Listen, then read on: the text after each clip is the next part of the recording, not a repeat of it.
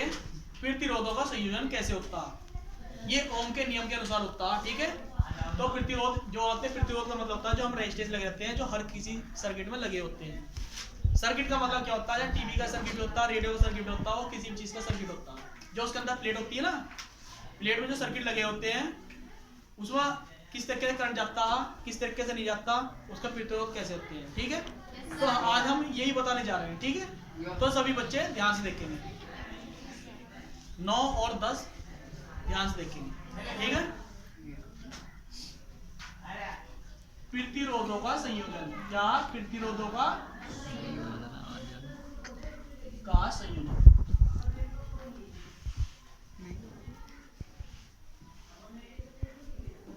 बच्चों प्रतिरोधों का जो संयोजन होता है वो दो प्रकार से होता है। सबसे पहला होता है श्रेणी क्रम में, दूसरा होता है समांतर क्रम में। लेकिन एक और इसका एक और हो जाता है जो श्रेणी और समांतर दोनों मिक्सअप करके बन जाता है, ठीक है। श्रेणी क्रम का मतलब होता है जो एक चेन के आकार होती है। चेन के आकार जब तुम लाइन से बैठते हो, एक साथ बैठे हो तो चेन के आकार में है। और समांतर का मतलब होता है जो एक दूसरे के सामने बैठे हो, जैसे एक रो इधर हो गई, एक इधर हो गई, एक इधर हो गई, तो ये एक दूसरे के सामने है। तो क्या मतलब होगा इसका, ये समांतर क्रम हो गया, ठीक है। और श्रेणी क्रम, श्रेणी का मतलब होता है जो चेन के आकार होती है, जो जंजीर होती है ना, इस तरीके से। तो श्रेणी क्रम और समांतर क्रम दोनों प्रकार होता है, ठीक है। तो हम सबसे पहले बताएंगे श्रेणी क्रम में। सबसे पहले श्रेणी क्रम,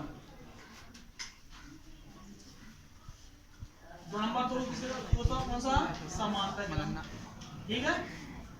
समांतर क्रम। तो सबसे पहले हम बताएंगे श्रेणी क्रम में। श्रेणी क्रम में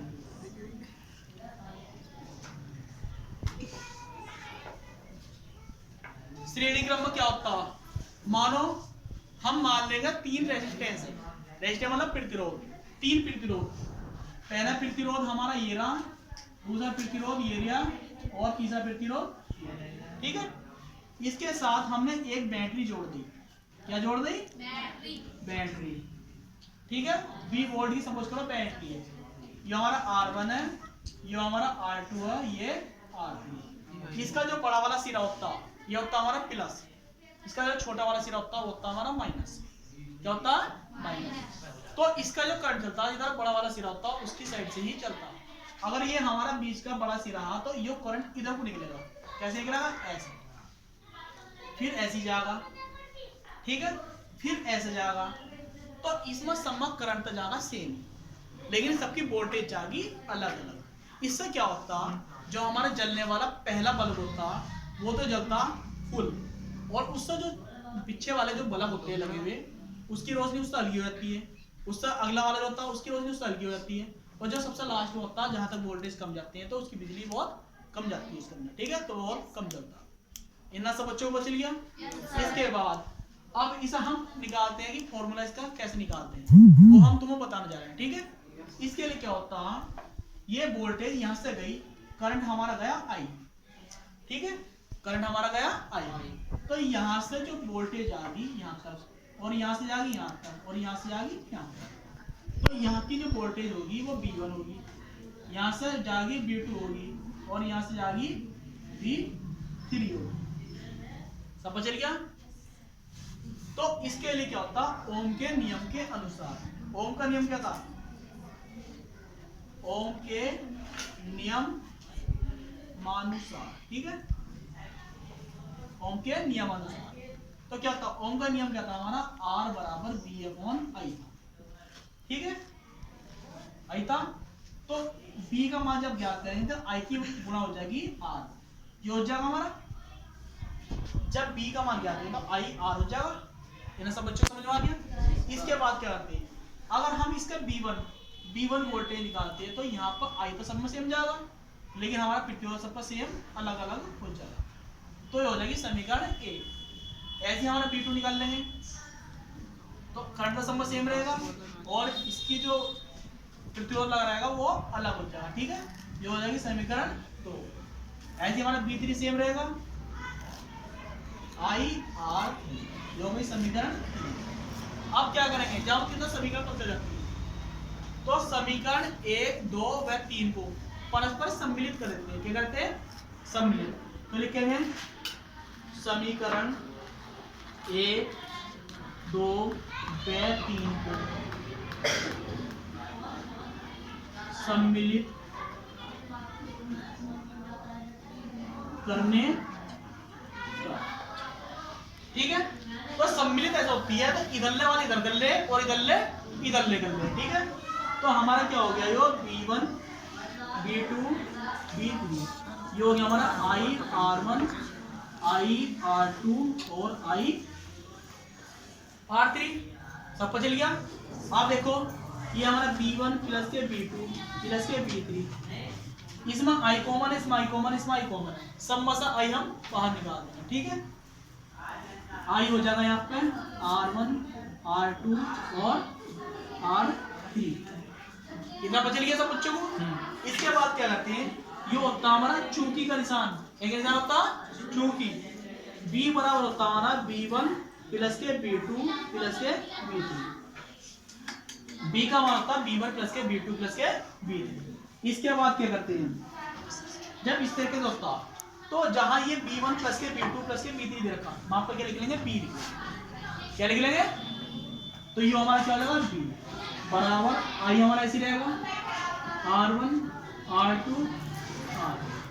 सही है, यो I हमारा इसके नीचे पहुंच जाएगा।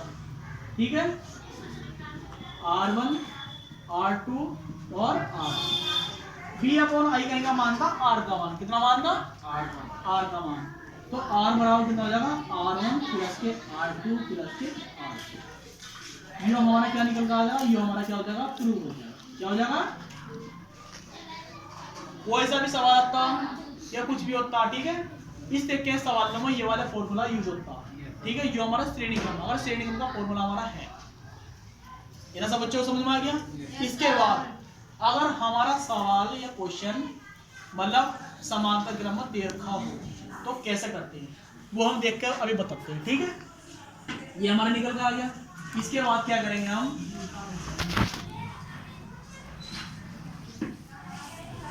इसके बाद क्या करते हैं,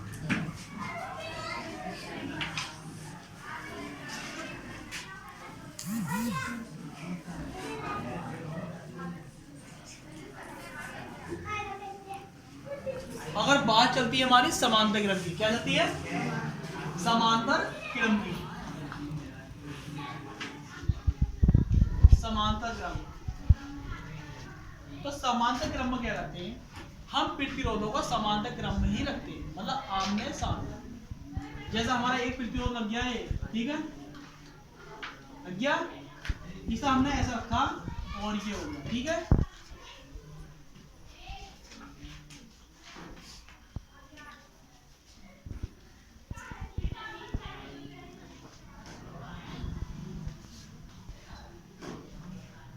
सब बच्चों को दिख गया। तो ये हमारा R1 है, ये हमारा R2 है, ये हमारा R3। यह B वोल्ट की बैटरी है, ये क्या है, B वोल्ट की बैटरी। तो यहाँ से जब करंट निकलेगा यहाँ पे जाएगा, यहाँ जाएगा, यहाँ जाएगा, लेकिन यहाँ से हमारा 3 भागों में डिवाइड हो जाएगा। 3 भागों में क्या हो जाएगा, डिवाइड। I1 I2 और सब बच्चों को दिख रहा इतना बचा लिया। तो आपका वोल्टेज सेम रहेगी, करंट अलग अलग रहेगा। तो इसमें क्या होता है, ओम के नियम अनुसार क्या रखेंगे, ओम के नियम अनुसार। तो ओम के नियम अनुसार R बराबर क्या था हमारा, B अपॉन I था, है था। तो I बराबर क्या हो गया, B अपॉन R। इस वाले फॉर्मूले से हम इसे करेंगे। तो जो हमारा I1 रहेगा, I1 रहेगा तो B सेम रहेगा, R1 नीचे रख देंगे, समीकरण हो जाएगी 1। ठीक है, I2 जब ज्ञात करेंगे B अपॉन R2 जो हो जाएगी समीकरण 2, और I3 B अपॉन R3 जो होगी समीकरण 3। सब बच्चों को दिख गया। फिर इसके बाद कैसे करते हैं, समीकरण 1 2 व 3 को क्या लिखेंगे, परस्पर सम्मिलित करने पर लिखेंगे। समीकरण 1 2 व 3 को परस्पर सम्मिलित करने पर, ठीक है, सम्मिलित करने पर। सही है, तो ये हो जाएगा हमारा I1 I2 I3 बराबर B/R1 B/R2 B/R2। सही है, तो I1 प्लस के I2 प्लस के I3 बराबर B बाहर निकाल देंगे, सब कॉमन है, तो यहाँ पर लिखेंगे 1/R1 1/R2 और 1/R3। सबको दिख रहा था, दिख रहा। अब लगाना चूंकि का निशान, I बराबर क्या होता है हमारा I1 I2 I3। तो इसकी जगह जो ना यहाँ पर क्या लिख लेंगे I लिख लेंगे, क्या लिख लेंगे I बराबर क्या होगा B 1/R1 1/R2 प्लस के 1/R3। सही है, यो I हमारे इसके नीचे पहुंच जाएगा, I के बटे B 1/R1 1/R2 1/। सही है, इतना पता नहीं सब बच्चों को। अब देखो ओम का नियम क्या था हमारा R बराबर B है, लेकिन हमारा क्या हो रहा है उल्टा हो रहा है। और जब ये उसका उल्टा आएगा तो उल्टा होगा नहीं, होगा 1/R, तो क्या हो जाएगा 1/R बराबर 1/R1 1/R2 1/R। ये क्या आ जाएगा हमारा, सब बच्चों समझ में आ गया? कोई दिक्कत नहीं किसी को? और किसी को कोई दिक्कत हो तो बताओ, ठीक है।